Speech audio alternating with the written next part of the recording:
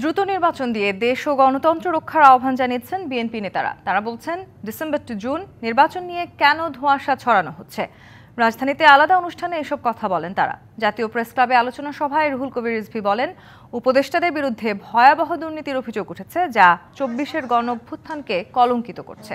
সরকারের উচিত শক্ত হাতে এসব দমন করা। নয়াপল্টনে দলের কেন্দ্রীয় কার্যালয়ের সামনে আরেক অনুষ্ঠানে আব্দুস সালাম বলেন, ঠিক সময় নির্বাচন না হলে দেশি বিদেশি ষড়যন্ত্র মাথাচাড়া দিয়ে উঠবে।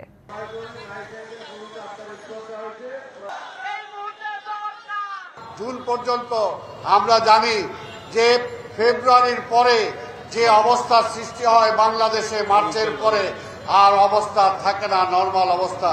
তাই আমরা ইউনূস সাহেবকে বলবো, এই ডিসেম্বরের মধ্যে একটি নির্বাচন দিয়ে তিনি বাংলাদেশের ইতিহাসে নিজের নাম স্বর্ণাক্ষরে লিখিয়ে রাখবেন। যে অবাধ এবং সুষ্ঠু নির্বাচন শেখ হাসিনা আত্মসাৎ করে এটা অদৃশ্য করে দেওয়ার চেষ্টা করেছেন, সেটিকে পুনঃপ্রবর্তন করবেন ডক্টর ইউনূস সাহেব।